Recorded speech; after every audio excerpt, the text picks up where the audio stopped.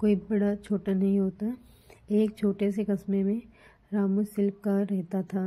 वे पहाड़ों से बड़े बड़े पत्थर तोड़ कर लाता और उसे आकार देकर मूर्तियाँ बनाता। इस रोजगार में मेहनत बहुत ज़्यादा थी, आमदनी कम। दिन भर धूप पसीने में काम करते हुए रामू पत्थर तोड़ता। ये काम उसके पूर्वज भी किया करते थे।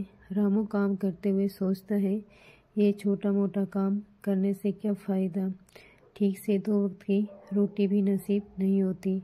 मैं बड़ा आदमी बन जाऊं तो काम भी ज़्यादा नहीं करना होगा और बैठकर आराम से ऐसे मौज करूंगा। एक रोज़ वे एक ऐसे नेता को देखता है जिसके आगे पीछे हमेशा भीड़ रहती है।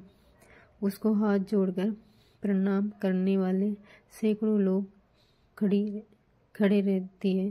रामू ने नेता बनने की ठान ली। कुछ दिनों में वे नेता बन गया। नेता बनने के बाद जब वे एक रैली कर रहा था, धूप काफ़ी तीव्र थी। धूप की गर्मी वे सहन नहीं कर पाया और बेहोश होकर वहीं गिर गया। होश आने पर उसने पाया वे बिस्तर पर लेटा हुआ है। बिस्तर पर लेटे लेटे वे सोचने लगा कि नेता से बलवान वे सूर्य है जिसकी गर्मी कोई सहन नहीं कर पाता। मुझे अब सूर्य बनना है। कुछ दिनों बाद वे सूर्य बन गया। रामू अब गर्व से चमकता रहता और भीषण गर्मी उत्पन्न करता। तभी उसने देखा एक मजदूर खेत में आराम से काम कर रहा है। उसने गर्मी और बढ़ाई मगर मजदूर पर कोई फर्क नहीं पड़ा।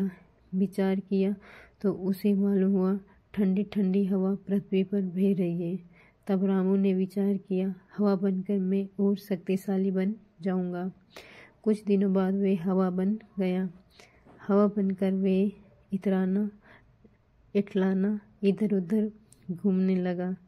अचानक उसके सामने विकराल पर्वत आ गया जिसके पार वे नहीं जा सका। तब उसने सोचा, मैं इससे भी बड़ा पर्वत बनकर रहूँगा। कुछ समय बाद वे विशालकाय पर्वत बन गया। अब उसे अपने आकार और शक्तिशाली होने का घमंड हो गया। कुछ दिनों बाद उसे छेनी हथौड़े की आवाज़ परेशान करने लगी। वे काफ़ी परेशान हो गया। उसकी आवाज़ इतनी कर्कश थी जो उसके शरीर को तोड़े जा रही थी। आँख खुली तो उसने देखा एक शिल्पकार उसके पर्वत को तोड़ रहा है, लेकिन अब वह मजदूर नहीं बनना चाहता था।